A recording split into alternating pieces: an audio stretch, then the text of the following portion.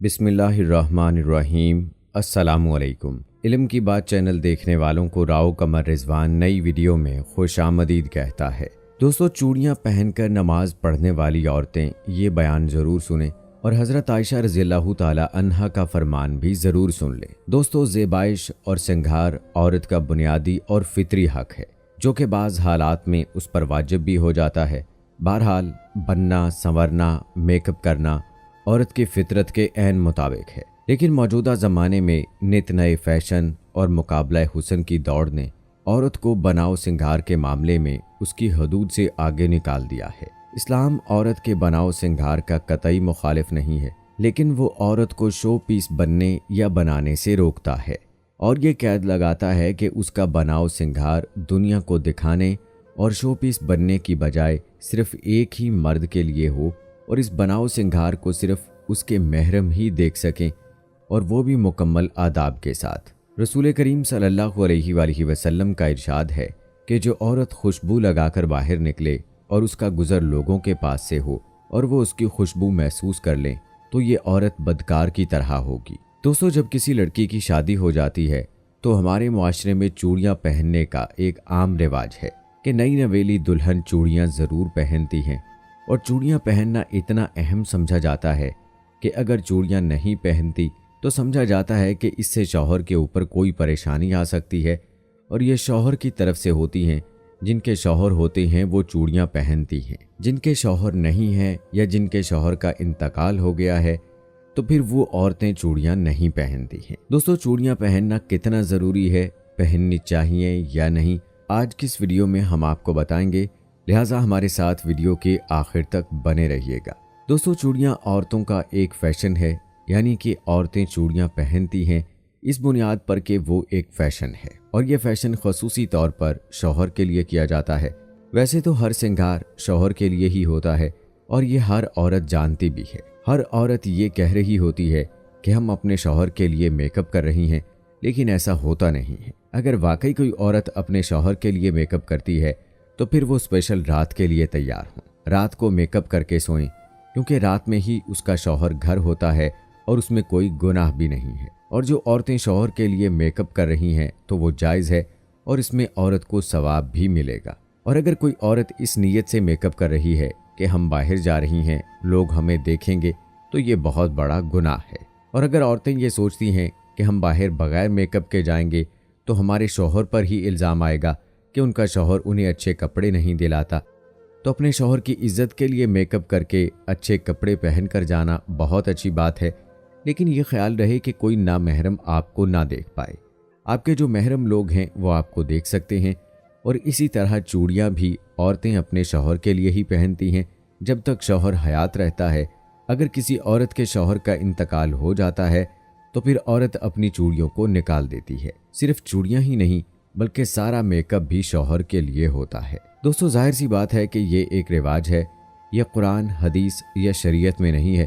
اب اگر کوئی عورت شادی شدہ ہے اور اس نے چوڑیاں نہیں پہنی تو اس کی نماز نہیں ہوگی۔ یاد رہے کہ اس کی نماز کا چوڑیوں سے کوئی تعلق نہیں، کیونکہ نماز ایک عبادت ہے اور چوڑیاں پہننا ایک فیشن ہے، اور فیشن اور عبادت کا آپس میں تعلق کیسے ہو سکتا ہے؟ اگر ایسا ہو جائے کہ نماز کے لیے چوڑیاں ضروری ہیں تو پھر جن کی شادی نہیں ہوئی اور جو لڑکیاں کنواری ہیں ان کی نماز بھی قبول نہیں ہوگی۔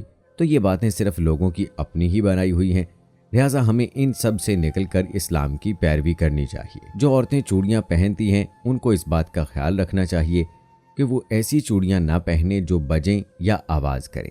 عورت کے لیے زیورات پہننا جائز ہے، اور ان زیورات میں نماز ادا کرنا بھی جائز ہے، البتہ نامحرموں سے پردے کا اہتمام نماز اور نماز کے علاوہ دونوں صورتوں میں ہونا ضروری ہے۔ لہٰذا اس صورت میں عورت چوڑیاں پہن کر نماز پڑھے اور اس سے آواز پیدا ہو جائے، یا کبھی وہ آواز نامحرم تک اتفاقی طور پر پہنچ جائے تو اس سے عورت کی نماز خراب نہیں ہوگی۔ حضرت عائشہ رضی اللہ تعالی عنہا عورتوں کا بغیر زیور کے نماز پڑھنا ناپسند فرماتی اور فرمایا کرتی کہ اگر کچھ بھی پہننے کے لیے نہ ہو تو ایک ڈورا ہی گلے میں لٹکا لے۔